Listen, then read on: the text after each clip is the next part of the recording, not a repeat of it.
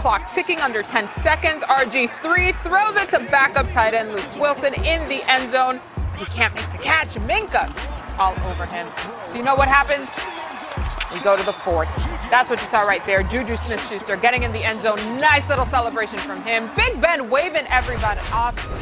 The Steelers win it 19-14. They are up to their best season start since 2004. How many more games will they go perfect, Willie? That is the question we're bringing here.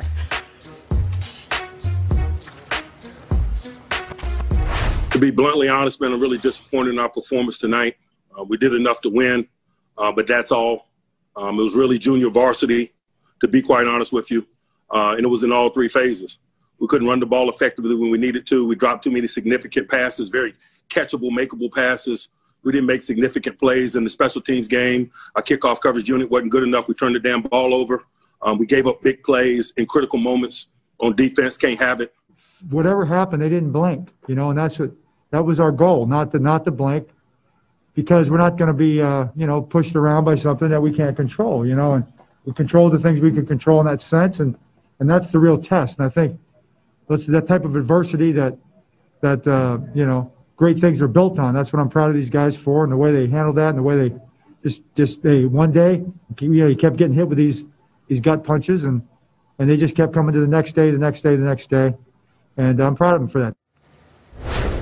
Calais Campbell showing some encouragement for his team. Love the way my guys fight. We're going to be just fine. Just got to get healthy and then earn the right. He posted on Twitter earlier today. All right, Tuesday, it's a primetime showdown in Baltimore. Ezekiel Elliott and the Cowboys need a win to keep pace in the NFC East, but Lamar Jackson and the Ravens have their sights set on the return to the postseason. Cowboys-Ravens Tuesday at 7:30 p.m. Eastern. That is on Fox, NFL Network, and streaming on Prime Video. So here's a look at the AFC playoff picture now. So the Ravens now coming off of that complicated week, going right into a short one. Baltimore sits at 6-5 and now the 9th seed in the AFC. As we welcome in D'Angelo Hall for this little chat here, Willie. The question I posed to the two of you: will the Ravens make the playoffs? Ooh. Playoffs.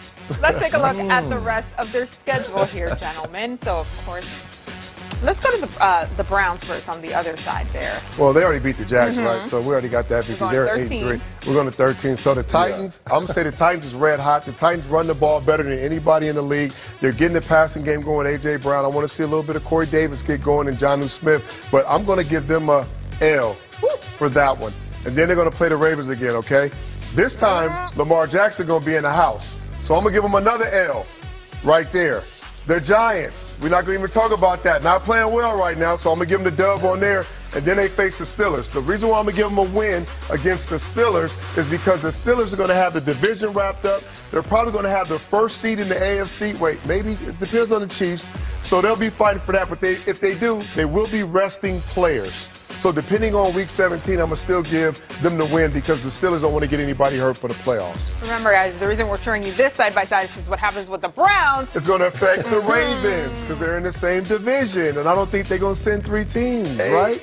All right, D-Hall. Yeah, I don't think they sent 3 teams, Willie, but I'm actually going to give the Browns that victory over the Ravens, just for argument's sake, because the Ravens beat the heck out of the Browns early in the year, and I think they possibly could split that thing. So get them a win for me, Willie, and let me show you something real quick. Okay, so you're going to switch it? Yeah, switch that. All right. Switch that for me. Okay. Yes. And then when you look at the rest of the Baltimore Ravens schedule, it's pretty easy. And so the Baltimore Ravens might be in a situation at 10-6. I'm giving them all the rest of them all W's, MJ.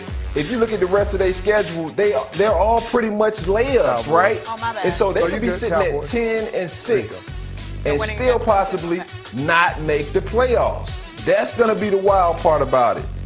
Man, so what about the other good teams in the AFC? You know, you got 2 teams that may come out of the South. You know, you got the Colts over there. You got Tennessee. 10-6, man. I remember when I was in Cleveland, D-Hall, we went 10-6. We didn't get in the playoffs, fans. He was too good. We thought we were getting in, but we didn't get in. That's what I'm saying. It may not be good enough, so you might be right. That's what I'm saying, Willie. I'm saying 10-6 might not get them in, man. The Ravens got a chance to get to 10 wins, and it still might not be enough. Just because, like you said, it's a strong playoff pitch. I don't like that you took my extra victory right there, but we'll ride with it.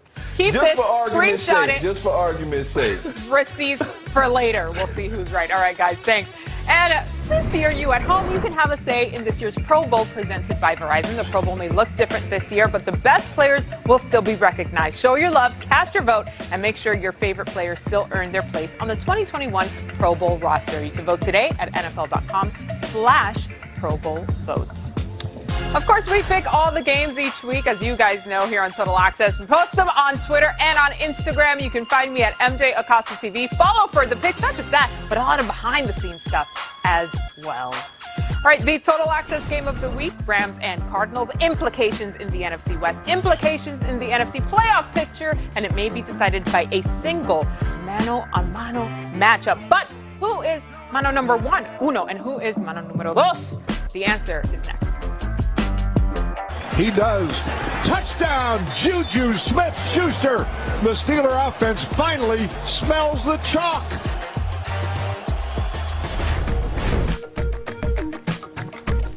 All right, here's how Ben Roethlisberger has fared in Week 12 versus the Ravens. 64 completion percentage in the first half, 76.9 in the end.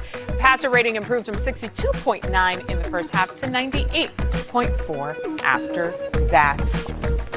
After the game, it was Michelle Tafoya who went one-on-one with Big Ben. You know, it's a win. It means you're 11-0. But what exactly is so satisfying about beating the Baltimore Ravens? You know, it's AFC North football.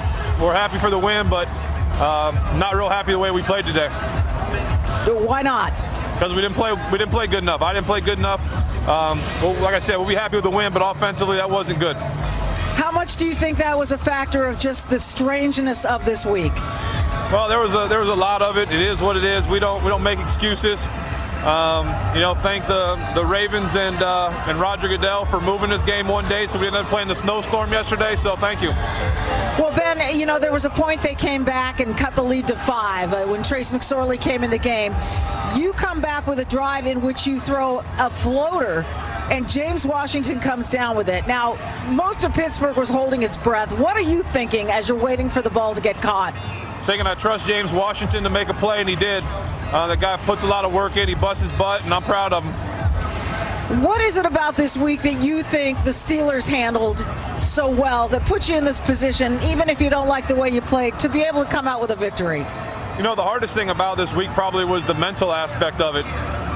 It's mentally draining to prepare for a game and then to not know when it is and to move it around. So I think that's the part that I'm most proud of the guys, that mentally it wasn't easy, but we made it happen.